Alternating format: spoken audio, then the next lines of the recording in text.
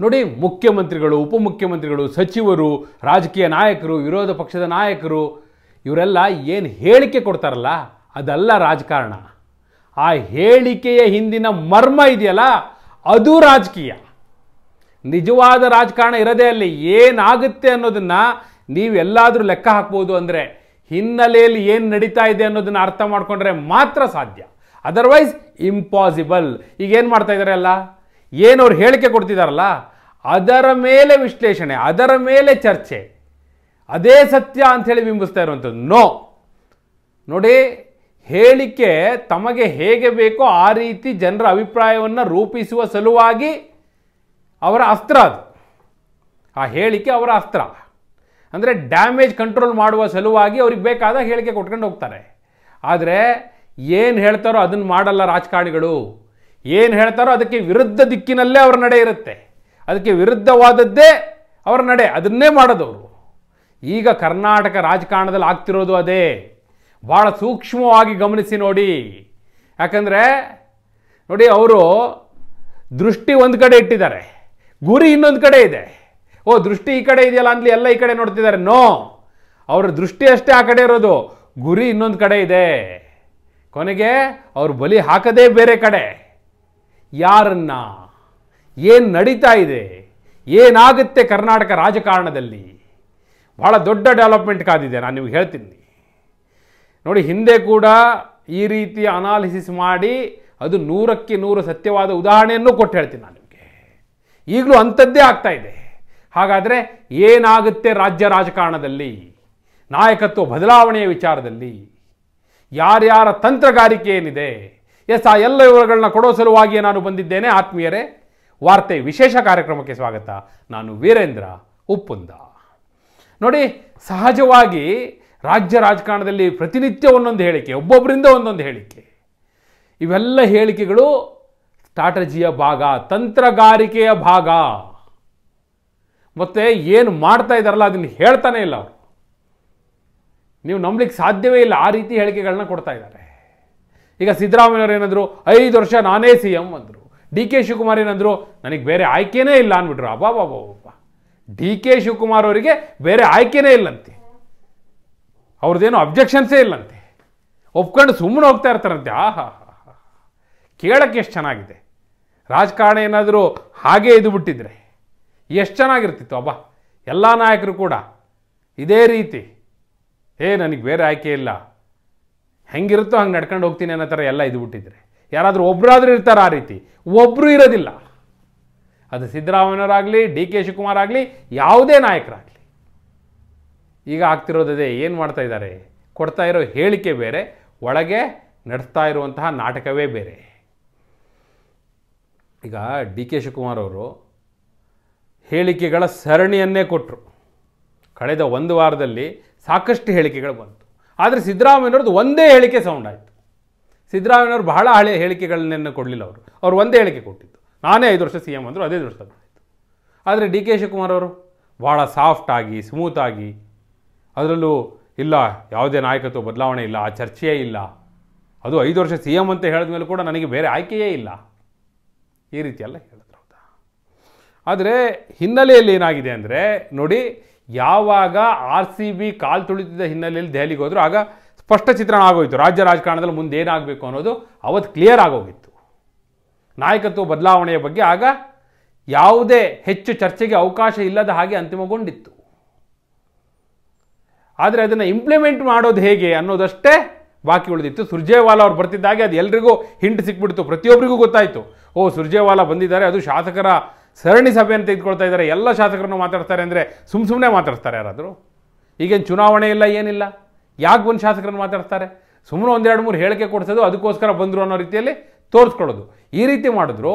ಆದರೆ ಸುರ್ಜೇವಾಲಾ ಬಂದದ್ದೇ ನಾಯಕತ್ವ ಬದಲಾವಣೆಯ ಹಿನ್ನೆಲೆಯಲ್ಲಿ ಶಾಸಕರ ಅಭಿಪ್ರಾಯವನ್ನು ನಾವು ಸಂಗ್ರಹಿಸಿದ್ದೇವೆ ಅನ್ನೋದೊಂದು ಆ್ಯಂಟಿಸಿಪೇಟ್ರಿ ಬೇಲ್ ರೆಡಿ ಮಾಡ್ಕೊಂಡಿರೋದು ಈಗ ಅವರು.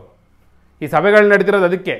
ನಾಳೆ ಏಕಾಏಕಿ ದೆಹಲಿಯಿಂದ ಲಕೋಟೆ ಬಂತು ಅನ್ನೋ ಮೆಸೇಜ್ ಹೋಗಬಾರ್ದು, ನಾವು ಮೊದಲೇ ಶಾಸಕರ ಅಭಿಪ್ರಾಯವನ್ನು ಸಂಗ್ರಹಿಸಿದ್ದೆವು ಅನ್ನುವ ಸಂದೇಶ ಕೊಡುವ ಹಿನ್ನೆಲೆಯಲ್ಲೇ ಈ ಪ್ರೋಸೆಸ್ನ ಅವರು ಆರಂಭ ಮಾಡಿರೋದು.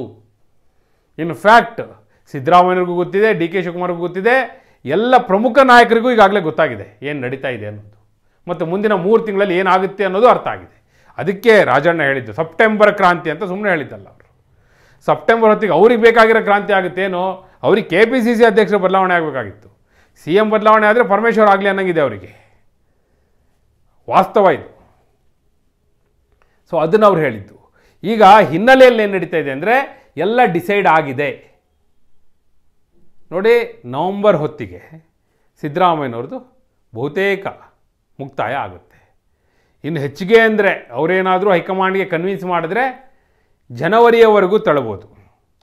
ಜನವರಿ 14 ಸಂಕ್ರಾಂತಿವರೆಗೂ ತಳ್ಳಿದ್ರೆ ಅವ್ರದ್ದು ದೇವರಾಜ ಅರಸು ಅವರ ರೆಕಾರ್ಡ್ ಕೂಡ ಮುರಿದಾಗುತ್ತೆ. ಅತಿ ಹೆಚ್ಚು ದಿನ ಮುಖ್ಯಮಂತ್ರಿ ಆದವರು ಅನ್ನೋದನ್ನು ಅವರು ಅಲ್ಲಿಗೆ ಅವ್ರದ್ದು ಇತ್ತಲ್ಲ, ಅದನ್ನು ಮುಗಿಸ್ಬೇಕು ನಾನು, ಆ ಒಂದು ಹೆಗ್ಗಳಿಕೆಯನ್ನು ಪಡಿಬೇಕು ಅಂತ ಅದನ್ನೂ ಪಡ್ಕೊಂಡಂಗಾಗುತ್ತೆ. ಈ ಕಡೆ 2.5 ವರ್ಷನೂ ಕಂಪ್ಲೀಟ್ ಆಗಿರುತ್ತೆ. ಸೊ ಅಧಿಕಾರ ಹಸ್ತಾಂತರದ ಪ್ರಕ್ರಿಯೆ ನಡೆಯುತ್ತೆ. ಆದರೆ ಆಗ ಸವಾಲು ಬರೋದೇನಪ್ಪ ಅಂದರೆ, ಈಗ DK ಶಿವಕುಮಾರ್ ಕೂಡ ಪ್ರಯತ್ನಕ್ಕೆ ಫಲ ಸಿಗುತ್ತೋ ಇಲ್ವೋ, ಪ್ರಾರ್ಥನೆಗೆ ಫಲ ಸಿಗುತ್ತೆ ಅಂತಿರೋದು ಅದೇ ಕಾರಣಕ್ಕಾಗಿ. ಅವರಿಗೆ ಪ್ರಯತ್ನ ಏನು, ಶಾಸಕರ ಬಲ ಅದು ಎಷ್ಟರ ಮಟ್ಟಿಗೆ ಫಲ ಸಿಗುತ್ತೋ ಬಿಡುತ್ತೋ, ಆದರೆ ಪ್ರಾರ್ಥನೆ ಹೈಕಮಾಂಡ್ ಮುಂದೆ ಹೋಗಿ ಸೋನಿಯಾ ಗಾಂಧಿಯವ್ರ ಮುಂದೆ ಹೋಗಿ ಪ್ರಾರ್ಥನೆ ಮಾಡಿದ್ರಲ್ಲ, ಅದಕ್ಕೆ ಫಲ ಸಿಗುತ್ತೆ ಅನ್ನುವಂಥ ಆಸೆಯಲ್ಲಿ ಅವರಿದ್ದಾರೆ. ಅಂದರೆ ಹೈಕಮಾಂಡ್ನಿಂದ ಒಂದು ಸಂದೇಶ ಬಂತು ಅಂದರೆ ನಾನು ಮುಖ್ಯಮಂತ್ರಿ ಆದ ಹಾಗೆ ಅನ್ನುವ ಲೆಕ್ಕಾಚಾರದಲ್ಲಿ ಅವರಿದ್ದಾರೆ. ಆಗ ಸಿದ್ದರಾಮಯ್ಯವರು ಒಪ್ತಾರೆ, ಎಲ್ಲ ನಾಯಕರು ಒಪ್ತಾರೆ ಅಂತ ಅವ್ರ ಲೆಕ್ಕ. ಆಮೇಲೆ ಏನಾಗುತ್ತೆ ಅದು ನೆಕ್ಸ್ಟ್.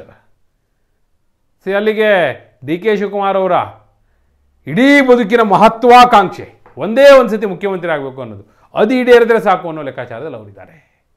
ಅವ್ರು ಹೆಂಗಂದರೆ ಇಡೀ ಜೀವನ ಎಲ್ಲ ಸಂಪಾದನೆ ಮಾಡಿದ್ರು, ಕಡೆಗೆ ಒಂದೇ ಒಂದು ಮುಖ್ಯಮಂತ್ರಿ ಪಟ್ಟಕ್ಕಾಗಿ ಎಲ್ಲವನ್ನೂ ಕಳಲಿಕ್ಕೂ ತ್ಯಾಗ ಮಾಡಲಿಕ್ಕೂ ಕಳೆದುಕೊಳ್ಳಿಕ್ಕೂ ರೆಡಿ ಆಗಿಬಿಟ್ಟಿದ್ದಾರೆ.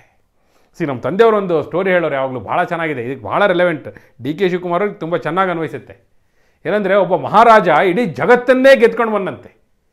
ತನ್ನ ಇಡೀ ಸೈನ್ಯವನ್ನು ತೆಗೆದುಕೊಂಡು ಹೋಗಿ ಎಲ್ಲ ದೇಶಗಳ ಮೇಲೆ ಯುದ್ಧಕ್ಕೆ ಹೋಗಿ ಇಡೀ ಜಗತ್ತನ್ನೇ ಗೆದ್ದು ತನ್ನ ರಾಜಧಾನಿಗೆ ವಾಪಸ್ ಮರಳುತ್ತಾ ಇದ್ದಾಗ ಮರಳುಗಾಡು ಸಿಕ್ತು. ಒಂದು ಮರಳುಗಾಡಿನಲ್ಲಿ ಭಯಂಕರ ಬಿರುಗಾಳಿ, ಭಾರಿ ಬಿರುಗಾಳಿ ಹೇಳ್ತು.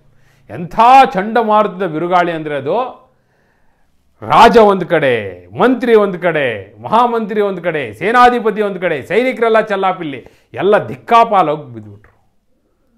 ರಾಜ ಪ್ರಜ್ಞೆ ಬಂದಾಗ ಎದ್ದು ನೋಡ್ತಾನಂತೆ, ಯಾರೂ ಇಲ್ಲ ಸುತ್ತು, ಎಲ್ಲಿ ನೋಡಿದ್ರು ಮರಳುಗಾಡು, ಎಲ್ಲೆಲ್ಲೋ ಹೋಗ್ಬಿಟ್ಟಿದ್ದಾರೆ. ಅಂಥ ಮಹಾಬಿರುಗಾಳಿ ಅದು. ಕಣ್ಣು ಬಿಟ್ಟು ನೋಡ್ದ, ದಾಹ, ಉರಿ ಬಿಸಿಲು, ಎಲ್ಲೆಲ್ಲೂ ಮರಳುಗಾಡು, ಎಲ್ಲೂ ಒಂದು ಸಣ್ಣ ಓಯಸಿಸ್ ಕಾಣಿಸ್ತಿಲ್ಲ. ಹುಡುಕ್ದ ಅಲ್ಲೆಲ್ಲೋ ಒಬ್ಬ ದೂರದಲ್ಲಿ ಫಕೀರ ಒಬ್ಬ ಒಂದು ಚರ್ಮದ ಚೀಲವನ್ನು ಬಗಲಿಗೆ ಹಾಕೊಂಡು ಬರ್ತಾನಿದ್ದಂತೆ ನಡ್ಕೊಂಡು.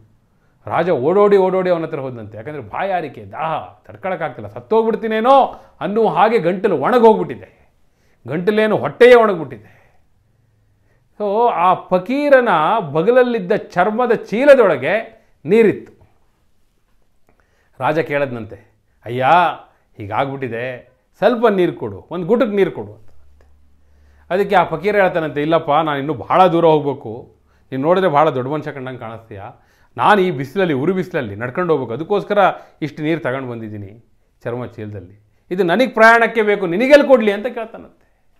ಅದಕ್ಕೆ ರಾಜ ಹೇಳ್ತಾನಂತೆ, ಅಯ್ಯೋ ಹಾಗೆ ಹೇಳ್ಬೇಡ, ನೀನು ಹಾಗೆ ಹೇಳಿದ್ರೆ ನಾನು ಸತ್ತೇ ಹೋಗ್ಬಿಡ್ತೀನಿ, ಇಲ್ಲಿ ಬಾಯಾರಿಕೆಯಿಂದಲೇ ಸತ್ತೋಗ್ಬಿಡ್ತೀನಿ, ದಾಹದಿಂದ ಸತ್ತೋಗ್ಬಿಡ್ತೀನಿ, ಒಂದು ಗುಟಕ್ಕೆ ನೀರು ಕೊಡಪ್ಪ ಅಂತ.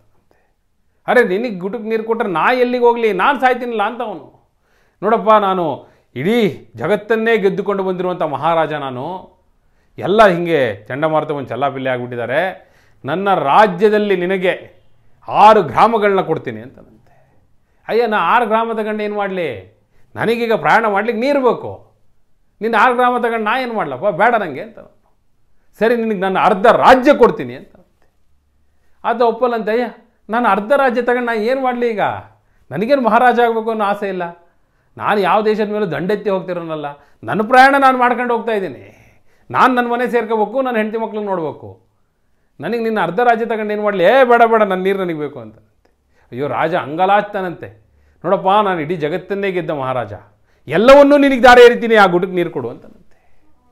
ಅಂದರೆ ಒಂದು ಗುಟುಕು ನೀರು ಎಷ್ಟರ ಮಟ್ಟಿಗೆ ಅಂದರೆ ಒಂದು ಲೋಟ ನೀರಿನ ಬೆಲೆ ಎಷ್ಟು ಅನ್ನೋದಕ್ಕೆ ಈ ಕಥೆ ಹೇಳ್ತಾ ಇದ್ರು ನಮ್ಮ ತಂದೆಯವರು. ಸೊ ಇವತ್ತು DK ಶಿವಕುಮಾರ್ ಪಾಲಿಗೆ ಆ ಮುಖ್ಯಮಂತ್ರಿ ಪಟ್ಟವೇ ಗುಟುಕು ನೀರಾದಾಗ ಆಗ್ಬಿಟ್ಟಿದೆ. ಆ ದಾಹ, ಆ ಬಾಯಾರಿಕೆ, ಆ ಹಸಿವು, ಆ ಪಟ್ಟದ ಹಸಿವು, ಅದಕ್ಕೋಸ್ಕರ ಏನು ಮಾಡಲಿಕ್ಕೂ ರೆಡಿ ಇದ್ದಾರೆ. ಡೆಲ್ಲಿ ಎಲೆಕ್ಷನ್ ಜವಾಬ್ದಾರರು ನಾನೇ ನೋಡ್ಕೊತೀನಿ, ಬಿಹಾರ್ ಎಲೆಕ್ಷನ್ಗೂ ನಾನೇ ಫಂಡ್ ಮಾಡ್ತೀನಿ, AICC ನಾನೇ ನಡೆಸ್ತೀನಿ, ನನಗೆ ಮುಖ್ಯಮಂತ್ರಿ ಮಾಡಿ ಅನ್ನೋ ಲೆವೆಲಿಗೆ ಅವ್ರು ನಿಂತುಬಿಟ್ಟಿದ್ದಾರೆ. ಬಹುಶಃ ಮುಖ್ಯಮಂತ್ರಿ ಆಗೋದು ಬಿಡೋದು ಸಿದ್ದರಾಮಯ್ಯನವರು ಅಧಿಕಾರ ಹಸ್ತಾಂತರ ಮಾಡುವ ಸಂದರ್ಭದಲ್ಲಿ ಯಾವ ರೀತಿ ಆಗುತ್ತೆ, ಆಗ ನಡೆಯುವಂಥ ರಾಜಕೀಯ ತಲ್ಲಣಗಳಿದೆಯಲ್ಲ. ಬಸವರಾಜ ಬೊಮ್ಮಾಯಿ ಮುಖ್ಯಮಂತ್ರಿ ಆಗ್ತಾರಲ್ಲಿ ಯಾರು ಅಂದ್ಕೊಂಡಿದ್ರು? ಯಾರಾದರೂ ಗೆಸ್ ಮಾಡಿದ್ರಾ ನೋಡಿ? ಆದರೆ ಯಡಿಯೂರಪ್ಪನವರು ಮುಖ್ಯಮಂತ್ರಿ ಪಟ್ಟವನ್ನು ತ್ಯಾಗ ಮಾಡಬೇಕಾಗಿ ಬರುತ್ತೆ. ಈಗಾಗಲೇ ಕಂಡೀಷನ್ ಆಗಿದೆ ಅನ್ನೋದನ್ನು ಅವರು ಮುಖ್ಯಮಂತ್ರಿ ಪಟ್ಟ ತ್ಯಾಗ ಮಾಡುವ 1 ವರ್ಷ ಮೊದಲೇ ನಾನು ಯಾವ ಸಂಸ್ಥೆಯಲ್ಲಿ ಕೆಲಸ ಮಾಡ್ತಿದ್ನೋ ಅಲ್ಲಿ ಹೇಳಿದ್ದೆ. ಆಗ ಅಲ್ಲೊಬ್ಬರು ಹೇಳಿದರು ಹಿರಿಯರು, ಅಯ್ಯೋ ಯಡಿಯೂರಪ್ಪ ಅಂದರೆ ಏನು, ಲಿಂಗಾಯತರಿಗೆಲ್ಲ ಅವರೇ ಜಗದ್ಗುರು ಇದ್ದಾಗಿದ್ದಾರೆ, ಅವರು ನಿಲ್ಲಿಸ್ತಾರ ಅಂತಿದ್ರು. ಅಂದರೆ ಹಾಗೆ ಅನ್ಸೋ ಸಹಜ, ಆದರೆ ವಾಸ್ತವ ಬೇರೆ ಇರುತ್ತೆ. ಈಗಲೂ ಕೂಡ ಭಾಳ ಜನ ಅದೇ ರೀತಿಯಲ್ಲಿ ವಾದ ಮಾಡ್ತಿದ್ದಾರೆ, ಬಟ್ ವಾಸ್ತವ ಬೇರೆ ಇದೆ. ಗೊತ್ತಾಗುತ್ತೆ, ಮುಂದಿನ 3-4 ತಿಂಗಳಲ್ಲಿ ಗೊತ್ತಾಗ್ಬಿಡುತ್ತೆ ಎಲ್ಲವೂ ಕೂಡ. ಸೊ ಅಂತಿಮವಾಗಿ ಇಷ್ಟಂತೂ ಕ್ಲಿಯರ್, ಮುಖ್ಯಮಂತ್ರಿ ಬದಲಾವಣೆಯ ತೀರ್ಮಾನ ಆಗಿದೆ, ನಾಯಕತ್ವ ಬದಲಾವಣೆ ಆಗುತ್ತೆ. 2028ರ ಚುನಾವಣೆಯನ್ನು ದೃಷ್ಟಿಯಲ್ಲಿ ಇಟ್ಕೊಂಡು ಅವೆಲ್ಲವನ್ನೂ ಕೂಡ ಮಾಡ್ತಾ ಇದ್ದಾರೆ. ಆದರೆ ಅದು ಯಾವ ಪ್ರೋಸೆಸ್ ಯಾವ ರೀತಿ ಆಗುತ್ತೆ, ಹೇಗಾಗುತ್ತೆ, ಅದಕ್ಕೊಂದಷ್ಟು ಸಮಯ ಕಾದು ನೋಡಬೇಕು. ಸಿದ್ದರಾಮಯ್ಯನವರು ಉಳಿಸುವಂಥದ್ದು ದಾಳ, ಬೇರೆ ಬೇರೆ ನಾಯಕರೆಲ್ಲ ಉಳಿಸುವಂಥ ದಾಳ, ಹೈಕಮಾಂಡ್ ಮೇಲೆ ಬೀಳುವಂಥ ಒತ್ತಡ, DK ಶಿವಕುಮಾರ್ ಅವರ ನಡೆ ಎಲ್ಲವನ್ನೂ ಆಧರಿಸಿರುತ್ತೆ. ಅಂತಿಮವಾಗಿ ನಾಯಕತ್ವ ಬದಲಾವಣೆ ಆಗುತ್ತೆ ಅನ್ನುವಂಥದ್ದು. ನಿಮ್ಮ ಪ್ರಕಾರ ಈಗ ಎಲ್ಲರೂ ಹೇಳಿಕೆ ಕೊಡ್ತಿದ್ದಾರಲ್ಲ ಹೊರಗಡೆ, ಮುಖ್ಯಮಂತ್ರಿ ಬದಲಾವಣೆ ಆಗೋದೇ ಇಲ್ಲ, ನಾಯಕತ್ವ ಬದಲಾವಣೆ ಆಗೋದೇ ಇಲ್ಲ, ಸಿದ್ದರಾಮಯ್ಯನವರು 5 ವರ್ಷ ಮುಖ್ಯಮಂತ್ರಿ, DK ಶಿವಕುಮಾರ್ ಅವರು ಅಯ್ಯೋ ನಂಗೆ ಬೇರೆ ಆಯ್ಕೆ ಇಲ್ಲ ಅಲ್ಲಿ ತಲೆ ತೆಗೆಸ್ಕೊಂಡು ಹಿಂಗೆ ಹೋಗ್ಬಿಡ್ತಾರೆ. ಇದು ಸತ್ಯವೋ ಅಥವಾ ಹಿನ್ನೆಲೆಯಲ್ಲಿ ನಡೀತಾ ಇದೆಯಲ್ಲ ರಾಜಕಾರಣ ಅದು ಸತ್ಯವೋ? ನಾಯಕತ್ವ ಬದಲಾವಣೆ ಆಗುತ್ತೋ ಇಲ್ವೋ? ಮುಖ್ಯಮಂತ್ರಿಗಳ ಬದಲಾವಣೆ ಆದರೆ ಯಾರು CM ಆಗಬೇಕು ಅಂತ ನೀವು ಹೇಳ್ತೀರಿ? ನಿಮ್ಮ ಅಭಿಪ್ರಾಯವನ್ನು ಕಮೆಂಟ್ ಮೂಲಕ ತಿಳಿಸಿ. ಹಾಗೆ ನೀವಿನ್ನೂ ವಾರ್ತೆ ಚಾನಲ್ನ ಸಬ್ಸ್ಕ್ರೈಬ್ ಮಾಡಿಲ್ಲ ಅಂದರೆ ಈಗಲೇ ಸಬ್ಸ್ಕ್ರೈಬ್ ಮಾಡಿ. ಧನ್ಯವಾದ.